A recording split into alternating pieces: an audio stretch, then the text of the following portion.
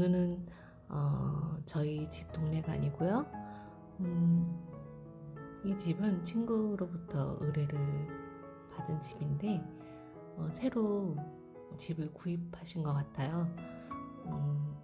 제가 살고 있는 지역과는 조금 떨어진 지역에 있는 새로 지은 집이 참 예쁘죠. 근데 그리기는 사실 쉽진 않아요.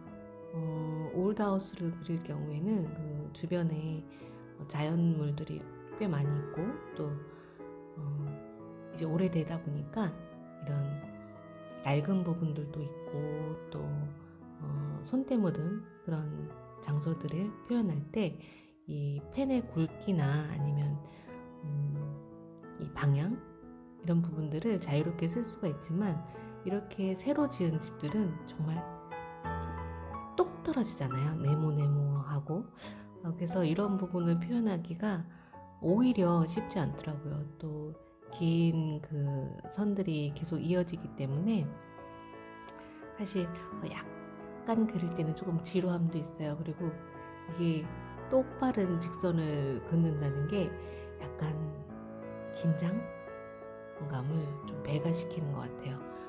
다른 그림들 제가 살고 있는 좀 이제 오래된 동네 집 주변을 그리는 것보다는 쉽지는 않더라고요. 하지만 또 첫 번째 의뢰이기도 하고 또 제가 유독 펜드링을 좋아하는 편인데 조금 다른 식의 대상을 보고 그림을 그리다 보니 마음가짐도 조금 달라지고 또 이 그림을 그리면서 설명할 부분들이 조금 있겠다 싶은 생각들이 들었어요.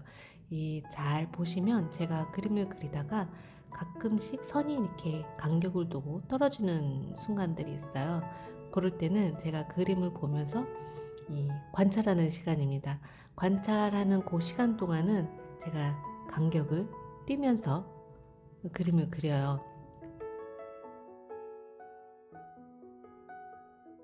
여러 가지 이유들이 있긴 하지만 잠깐 눈을 한눈 파는 사이에 선이 삐뚤어지기도 하고요. 그리고 약간의 틈을 내 이 눈길, 제 시선이 이제 종이에서 대상으로 잠시 이동했던 시간들이잖아요. 그 시간들이 이 종이에도 내가 그리고 있는 그 종이 안에도 이렇게 묻어나면 좋겠다는 마음도 있고 또 이렇게 그리면 약간 숨구멍처럼 이렇게 숨 쉬는 약간 수채화를 보실 때 보면 구멍들이 흰 구멍들이 이렇게 물감이 배어나지 않는 부분들을 일부러 남겨두는데 그런 부분들이 약간 동양화의 그 여백을 두는 것처럼 눈이 좀 시원한 맛이 있어요. 그래서 저는 그 잠깐의 사이에 일어나는 그 시선의 이동 시간만큼 약간 간격을 좀 떨어뜨리기도 하고요. 또 때로는 이 뒤에 있는 그렇죠, 거리차를 두려고 할 때 약간 비워두는 경향도 있습니다. 사람마다 다 그림을 그리는 스타일이 다르고 또 방식이 다르고 저 같은 경우는 좋아하는 특별히 눈이 가는 부분부터 늘 시작을 하지만 보편적으로는 위에서부터 밑으로 그려서 내려오는 것 같아요. 이번 그림도 위에 지붕이 있나? 지붕은 없지만 네, 타운하우스다 보니까 요즘 지어지는 집들은 대부분 저렇게 네모네모나더라고요. 위에서부터 그려 내려왔는데 저는 개인적인 취향이지만 이렇게 똑 떨어진 집보다는 그냥 정감 어린 저희 동네 같은 집이 좋더라고요. 나중에 또 저도 집을 구입할 기회가 된다면 또 저런 거 보러 다닐 수도 있겠죠. 하지만 현재 살고 있는 제 집이 또 만족스럽고 또 이 동네가 또 저한테는 너무 조용하고 힐링을 주는 장소여서 전 이곳이 참 좋습니다. 그리고 그림을 그리다 보면요 이게 더 그 대상에 관심이 많이 가게 되잖아요. 제가 저희 동네를 그리다 보니까 오늘은 아니지만 주로 제가 저희 동네에 있는 집들을 그리는데 그러다 보니까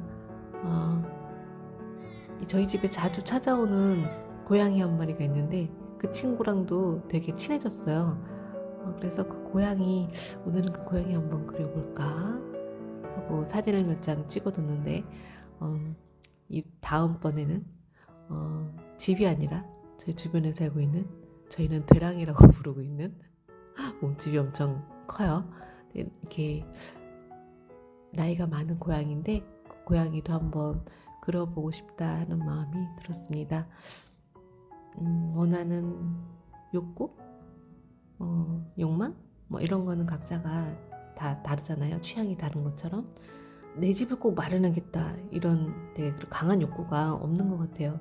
그래서인지 마음 편하게 이제 어느 분들이 들으시면 세상 물정 모르는 소리 하고 있네 이런 말씀 하실지 모르겠지만 이 마음의 스트레스를 감당할 수 있는 이 영역 자체가 그렇게 넓지는 않다.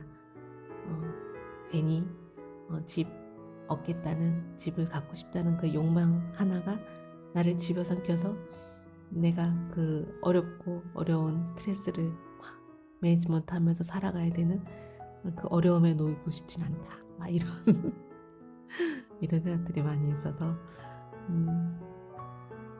되도록이면 스트레스에 놓이지 않는 상황에 가려고 무던히 노력을 하는데 어떤 사람들이 볼 때는 참 어리석어 보일 것 같아요. 그렇지만 뭐 인생에 답이 있는 건 아니니까, 또 그들의 인생이 나보다 풍족하다고 할 수 없고, 또 내가 타인보다 더 나은 삶을 살고 있다고 또 말할 수도 없잖아요. 여러 가지 측면에서 보면 가장 든든한 거는 마음의 중심이 있는 사람 같아요. 각자는 뭐 다른 방식으로 마음의 중심을 갖고 살고 있겠죠. 내가 살아가는 이유, 또 내가 이 세상에서 그래도 좀 가치라는 거를 둬야 되는 그 부분, 그런 부분들이 조금 차별화돼서 차별화되나요? 차별화시키고 싶어요. 저는 차별화되었으면 좋겠고, 내 인생에 사는 동안에 조금은 내가 이 세상에 태어나서 살아가야 되는 가치, 또 이유들, 그리고 하나님은 나를 항상 따뜻한 방법으로만 인도하고 계시지는 않는다라는 부분들, 그런 부분들을 인정하고 싶고 또 배워나가고 싶은 마음들이 있습니다. 여러분들은 삶에 추구하는 방식이 어떤 건가요? 뭐 비난하고 싶은 마음도 없고 또 판단하고 싶은 마음도 없고, 그냥 각자가 자기의 삶의 태도를 인정하면서 받아들여주는 그런 사회가 됐으면 조금 더 마음 유연하게 살 수 있겠다라는 생각도 들고 여러 가지 생각이 듭니다. Where do we go when our skin gets cold? Does anybody know if the place we go still feels like home? No, where do we go when our skin gets cold? Does anybody know if the place we go still feels like home? No, where do we go when our skin gets cold? Does anybody know if the place we go still feels like home?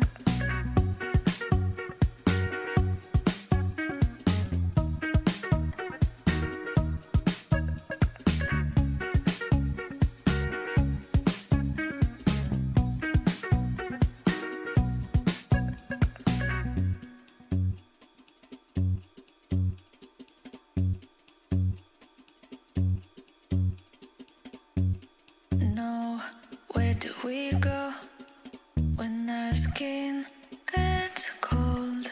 Does anybody know if the place we go still feels